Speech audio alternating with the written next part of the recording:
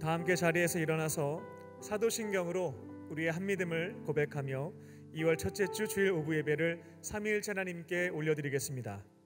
전능하사 천지를 만드신 하나님 아버지를 내가 믿사오며 그 외아들 우리 주 예수 그리스도를 믿사오니 이는 성령으로 잉태하사 동정녀 마리아에게 나시고 본디오 빌라도에게 고난을 받으사 십자가에 못 박혀 죽으시고 장사한 지 사흘 만에 죽은 자 가운데서 다시 살아나시며 하늘에 오르사 전능하신 하나님 우편에 앉아 계시다가 저리로서 산자와 죽은 자를 심판하러 오시리라.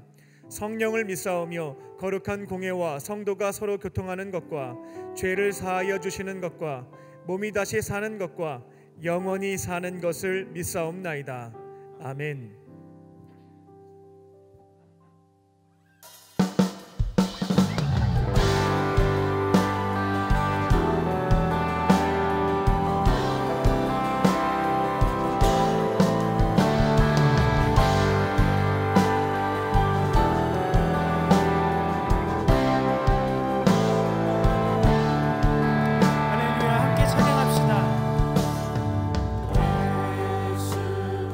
하나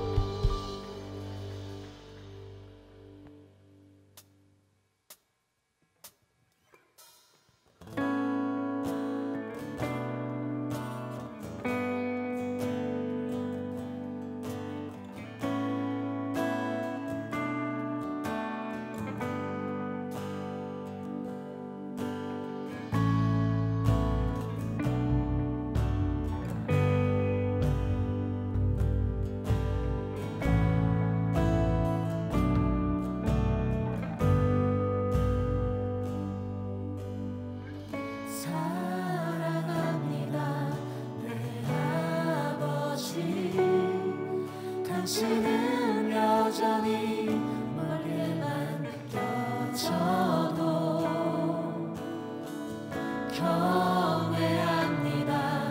내 하나님, 세상 멈춘 것 같아도 여전히 일하시네.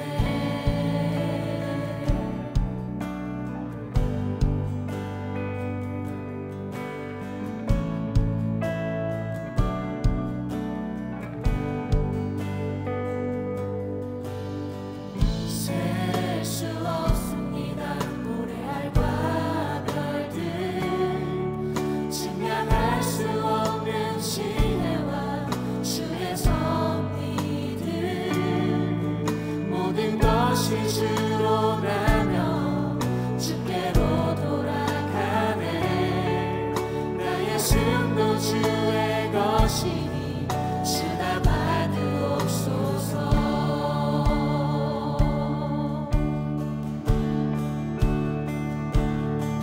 찬양 찬양 찬양, 높이 계신 주님께 찬양 찬양 찬양 찬양 찬양, 기묘자요 모사이신 주 우리와.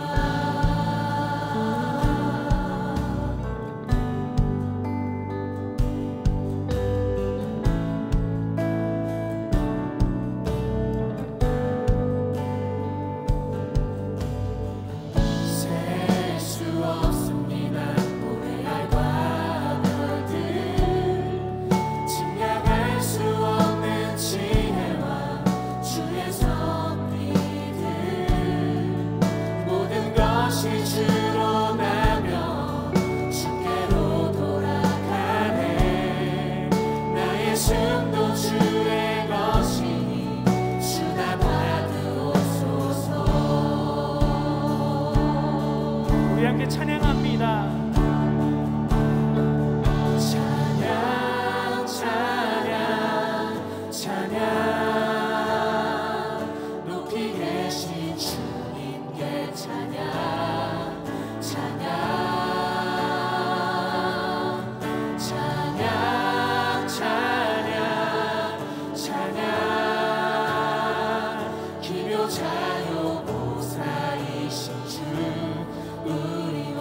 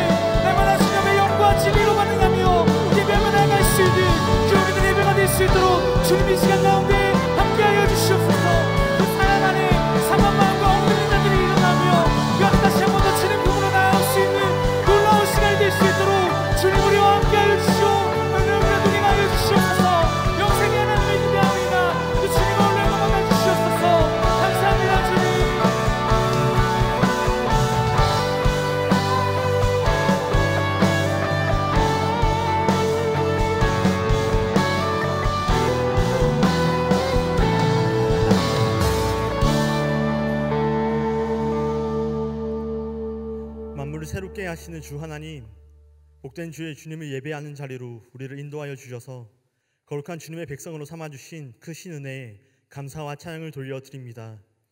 이 시간 주의 임재 가운데, 주의 백성들 가운데 약속하신 주님의 은혜가 마음과 뜻과 힘을 다하여 주님을 사랑하기 위해 나온 모든 이들 가운데 충만하게 채워지도록 역사하여 주시옵소서. 용서의 하나님, 한결같은 사랑으로 우리를 사랑하시는 주의 크신 사랑은 경험하지만 주님을 한결같이 사랑하지 못하는 우리의 연약함을 용서하여 주시옵소서. 우리의 삶을 통해 사랑을 명하신 주의 부르심을 따르지 못하고 도리어 상처와 아픔을 주었던 죄를 이 시간 고백하오니 주께 자복하여 나아가는 우리의 마음을 긍휼히 여겨주시고 한없는 자비로 우리를 품어주사 이전의 길에서 떠나 다시금 새로운 생명의 길로 나아가는 시간 되도록 인도하여 주시옵소서. 회복의 하나님, 이 땅을 돌보아 주시고 주의 백성들의 중보의 기도를 들으사 모든 질병과 바이러스의 위협으로부터 이 땅을 지켜 보호하여 주시옵소서. 오래 이어온 팬데믹으로 경제적, 심리적, 영적으로 어려움을 겪는 이들이 있사오니 그들의 마음과 일상을 회복시켜 주시고 새로운 소망으로 삶을 나아갈 수 있도록 주께서 인도하여 주시옵소서. 나라를 위해 기도하오니 한 달 앞으로 다가온 대선을 통해 주의 뜻을 이루어갈 모세와 같은 지도자가 이 땅의 지도자로 세워지게 하사 이 나라가 하나님 나라의 가치로 세워가도록 인도하여 주시옵소서. 복음의 역사를 이루어가기 위하여 광림의 제단을 세우신 하나님, 감독님과 담임 목사님의 신원을 강건케 하여 주시고 복음의 전쟁을 위해 앞장서시는 모든 자리들마다 크신 은혜로 함께하여 주시옵소서. 한국교회와 세계교회를 새롭게 세워가기 위하여 나아가시는 담임 목사님의 목회 가운데 크신 구원의 역사로 함께하여 주시옵소서. 교회의 모든 부서와 기관이 하나님께서 기뻐하시는 뜻을 이루어가기 위해 각각의 부름받은 사명에 온전히 응답하게 하여 주시옵시고 선하고 거룩한 비전들에 대한 아름다운 열매로 주께 영광 돌려드리는 한 해가 되도록 인도하여 주시옵소서. 광림교회 청년부를 인도하시는 하나님, 본질을 지켜가면서 선교하고 성장하는 공동체가 되도록 우리를 부르신 줄 믿습니다. 하나님 나라의 복음이 우리를 살리는 생명이 되어 유일한 소망임을 믿기에 주께서 선물로 주신 젊음과 시간, 물질과 열정을 온전히 드리며 나아가는 주의 청년들과 이 시간 함께 예배드리오니 주의 이름으로 모이는 모든 속회와 지구, 교구와 사역팀들마다 사랑을 익히고 훈련하며 하나님 나라를 살아가는 삶을 배우면서 넘치게 부어주시는 주의 은혜를 누리고 나누는 복된 공동체가 되도록 인도하여 주시옵소서. 다가오는 주의 있을 겨울 수련회를 통하여 우리 가운데 행하실 주님의 은혜를 기대합니다. 안전하고 온전하게 모든 일정이 진행되게 하여 주시옵시고 참여하는 모든 이들이 복음 안에서 역사하시는 참된 자유를 맛보고 경험하는 자리가 되게 하여 주셔서 새로운 영적인 도약을 이루는 은혜의 시간이 되게 하여 주시옵소서. 이제 주의 말씀을 듣습니다. 주의 말씀을 대언하시는 목사님께 성령으로 충만케 하여 주시옵시고 듣는 모든 이들에게는 선포되는 주의 말씀을 사모하는 마음과 말씀에 순종하여 살아가겠다 결단하는 믿음의 고백을 허락하여 주사 담대히 세상으로 나아가는 하나님 나라의 강한 용사로 서게 하여 주시옵소서. 이 시간 온라인으로 함께 예배드리는 모든 처소마다 이곳과 동일한 은혜로 임재로 함께 주실 것을 믿사오며 언제나 우리를 사랑으로 인도하여 주시는 예수 그리스도의 이름으로 기도하옵나이다. 아멘. 하늘에 계신 우리 아버지여, 이름이 거룩히 여김을 받으시오며 나라가 임하옵시며 뜻이 하늘에서 이룬 것 같이 땅에서도 이루어지이다. 오늘날 우리에게 일용할 양식을 주옵시고 우리가 우리에게 죄 지은 자를 사하여 준 것 같이 우리의 죄를 사하여 주옵시고 우리를 시험에 들게 하지 마옵시고 다만 악에서 구하옵소서. 대개의 나라와 권세와 영광이 아버지께 영원히 있사옵나이다. 아멘.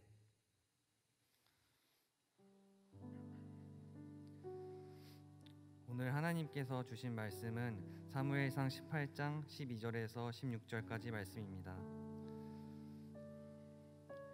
여호와께서 사울을 떠나 다윗과 함께 계심으로 사울이 그를 두려워한지라. 그러므로 사울이 그를 자기 곁에서 떠나게 하고 그를 천부장으로 삼음에 그가 백성 앞에 출입하며 다윗이 그의 모든 일을 지혜롭게 행하니라. 여호와께서 그와 함께 계시니라. 사울은 다윗이 크게 지혜롭게 행함을 보고 그를 두려워하였으나 온 이스라엘과 유다는 다윗을 사랑하였으니 그가 자기들 앞에 출입하기 때문이었더라. 아멘.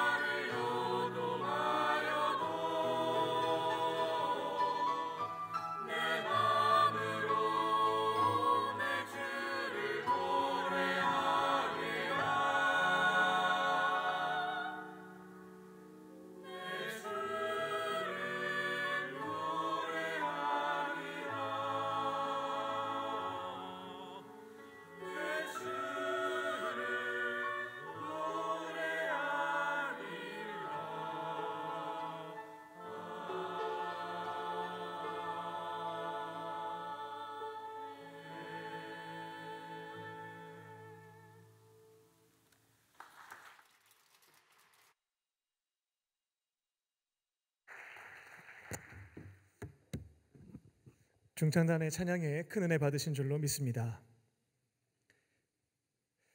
기독교는 타 종교와는 달리 은혜의 종교입니다. 기독교의 경전인 성경을 보게 되면 하나님께서 위기에 처한 인간들을 건져내어 주십니다. 이것을 구원이라고 표현할 수가 있겠죠. 이처럼 위기에 처한 사람들을 구원해 주실 때 그 출발점이 되는 것은 인간의 선한 행위가 아닙니다. 모든 것의 출발점은 하나님의 은혜임을 볼 수가 있습니다.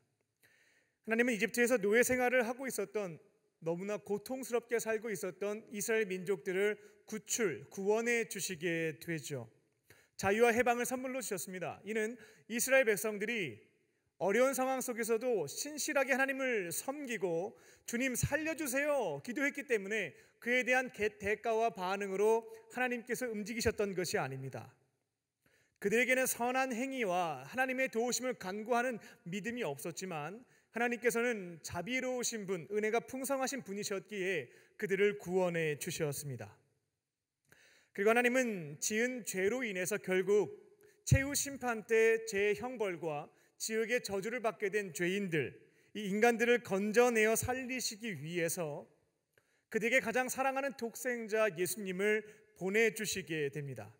여기에서도 중요한 점은 뭐냐면 죄인들이 아이고 나 망하게 됐다, 하나님 살려주세요, 나를 구원해 주세요, 제가 죄를 좀 회개할 테니 이 문제를 해결해 주십시오 라고 요청하거나 간청하지 않았다라는 점이 있습니다. 인간들은 창조주 하나님을 부정했고 내가 하나님이 된 것 마냥 내가 만든 법으로 사람들에게 강요를 하고 상처와 아픔을 주면서 멸망의 길, 파멸의 길로 걸어가고 있었습니다. 그런데 은혜가 풍성하신 하나님께서는 이들을 긍휼히 여기시고 이들을 건져내어 살리시고자 하나밖에 없는 독생자 예수님을 이 땅에 보내주시게 되었습니다. 예수님은 이 땅에 오셔서 죄인들이 결국은 받아야 하는 그 형벌과 지옥의 저주라는 것을 십자가에서 대신 받아 주심으로 모든 죄인들이 구원을 받을 수 있는 구원의 문을 활짝 열어주셨습니다. 이처럼 하나님은 어떠한 분이시냐면 타종교와는 달리 은혜가 충만하신 분이십니다. 그래서 기독교는 다른 말로 은혜의 종교이다 라고 말합니다. 이처럼 저와 여러분이 믿고 있는 하나님은 은혜가 충만하신 분이십니다.